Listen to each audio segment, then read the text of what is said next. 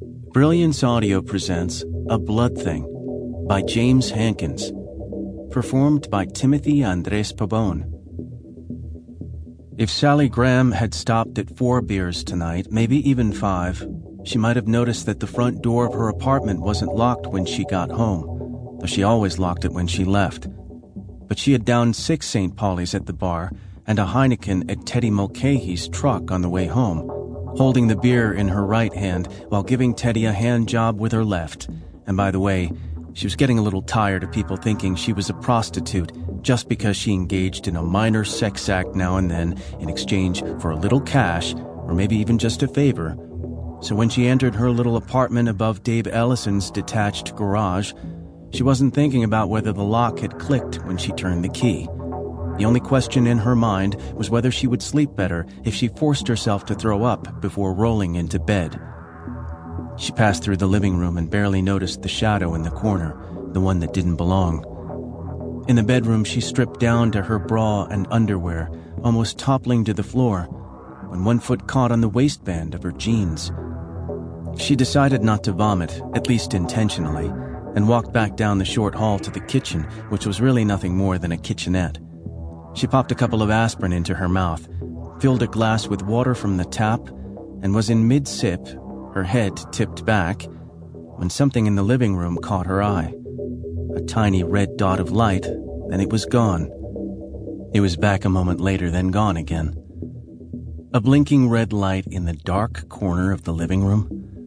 Her drunken mind stumbled through the possibilities. Her TV? The cable box? No, those were in a different corner of the room. She wished she'd turned on the living room light when she'd come home. The switch was right there by the front door. She set the glass on the counter and took an unsteady step toward the blinking light.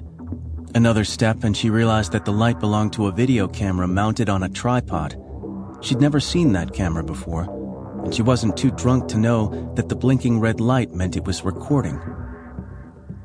Her first thought was that her landlord had snuck in and set up the camera, hoping to capture footage of Sally he could whack off to later. But why would Dave put the camera in the living room? Why not her bedroom, or even the bathroom if he was especially perverted? And why wouldn't he hide it rather than leave it visible in the corner of the room?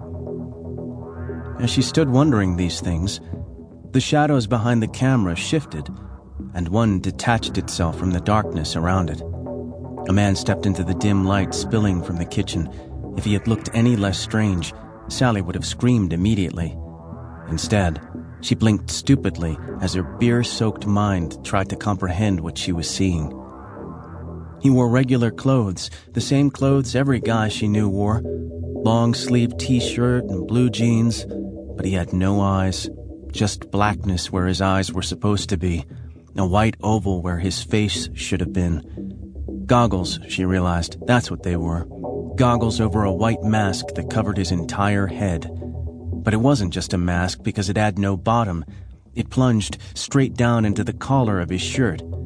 She saw now that he wore white gloves, but she saw no skin at the man's wrists, only white fabric, which made her realize that the gloves were attached to white sleeves that ran under the long sleeves of his t-shirt. What the hell? Underneath a set of regular clothes, the intruder seemed to be wearing a white suit that covered him from head to toe, and he was striding toward her. She realized too late that the time to scream had come and gone. She gave it a try anyway, but the man reached her too quickly and clamped a white-gloved hand over her mouth. She tried to back away, but he slipped behind her, his hand tight over her lips. He reached his other arm around and punched her in the chest, on the left side just below her shoulder, and the blow hurt more than she would have thought possible. He'd whispered something as he struck her, 2 words, hard to understand through his mask, but it sounded like he'd said, "one eye." She wanted to ask him what that meant. It seemed important that she know, but she suddenly couldn't find the breath to speak. Her head fell forward, and she saw a bloody knife plunge into the other side of her chest, just below her right shoulder, the weapon clenched in her attacker's fist. She was wrong. He hadn't punched her a moment ago, he'd stabbed her. He was killing her. He whispered again, and this time she heard it clearly, though she didn't understand it.